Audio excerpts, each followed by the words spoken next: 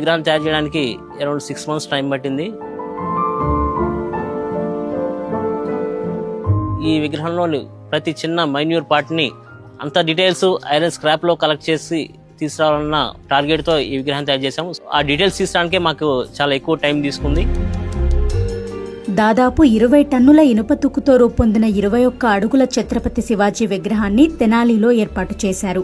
ఈ విగ్రహం విశేషాలను దీని రూపకర్త కాటూరి రవిచంద్ర వివరించారు. ఛత్రపతి శివాజీ మహారాజ్ గారి విగ్రహాన్ని తయారు చేయడానికి around 20 tons of iron scrap పట్టింది. సో 20 tons ఆఫ్ ఐరన్ స్క్రాప్ని కలెక్ట్ చేయడం అంటే చిన్న విషయం ఏం కాదు. గుంటూరు మాయాబజార్లో దీన్ని కలెక్ట్ చేసాము. కొన్ని స్పేర్ పార్ట్స్ కొన్ని దొరకనప్పుడు వాటిని వైజాగ్, చెన్నై, హైదరాబాద్ వంటి సిటీస్లో వాటిని కలెక్ట్ చేసుకుంటూ ఈ విగ్రహాన్ని తయారు చేసుకుంటూ వచ్చాము. Iron nuts, iron bolts, vehicle parts, మన గేర్ వీల్స్ కానీ అటువంటి చిన్న చిన్న పార్ట్స్ అన్నింటినీ తీసుకొని వాటిని కాల్చడం కానీ, బెండ్ చేయడం కానీ, ఉండే తీసుకొచ్చి వాడేయడం కాకుండా ఎక్కడెక్కడ సూట్ అవుతాయి, వాటిని ఎలా దాన్ని మనం మన వర్క్లో మలుచుకుంటే అది ఎలా సూట్ అవుతుందో ఆలోచించి వాటిని కాల్చడం, బెండ్ చేయడం, తర్వాత వెల్డింగ్ చేసే టెక్నిక్స్ ద్వారా ఈ విగ్రహాన్ని తయారు చేస్తూ వచ్చాము. ఐరన్ స్క్రాప్ అనేది నాకు ఒక ఇంట్రెస్టింగ్ ఫామ్గా నాకు అనిపిస్తూ ఉంటుంది. ఆల్రెడీ ఇంజనీరింగ్ డిజైన్స్ చాలా ఉన్నాయి దానిలో. వాటినన్నింటినీ తీసుకొని నా స్కల్ప్చర్లో ప్రొడ్యూస్ చేయడానికి ఎక్కువ ఇంట్రెస్ట్ చూపిస్తాను. సో అటువంటి ఆ డిజైన్స్ని యూజ్ చేసుకుంటూ ఈ ఛత్రపతి శివాజీ గారి విగ్రహాన్ని, ఆ మండపాన్ని గొప్పగానే తీర్చిదిద్దాము.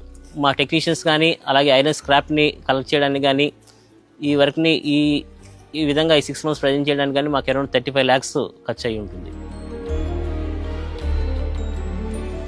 ఛత్రపతి శివాజీ మహారాజ్ విగ్రహం ఇక్కడ మన తెనాలిలో స్క్రాప్తో తయారు చేశారని చెప్పి చూడటానికి వచ్చాము. ఇది సేమ్ మహారాష్ట్రలో రాయగఢ్ డిస్ట్రిక్ట్లో శివాజీ మహారాజ్ గారిది ఎట్లా అయితే ఉందో సేమ్ అలాంటిదే.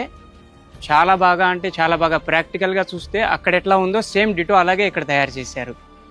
చాలా శ్రమ తీసుకొని చేశారండి. చాలా అంటే చాలా అద్భుతంగా ఉంది. ఛత్రపతి శివాజీ మహారాజ్ నిజంగా అక్కడ కూర్చున్నాడా అనే రీతిలో ఆ ఒక విగ్రహం కనబడుతుంది. స్క్రాప్తో ఉన్నటువంటి ఫినిషింగ్ కానివ్వండి, ప్రతి చిన్న ఇది కూడా అక్కడ ఉన్నటువంటి సింహం దగ్గర నుంచి, అక్కడ ఉన్న కత్తి కాడి నుంచి, ఆయన కూర్చున్న విధానం కాడి నుంచి ప్రతిదీ కూడా అసలు చాలా అంటే చాలా డీటెయిలింగ్గా ఉందండి.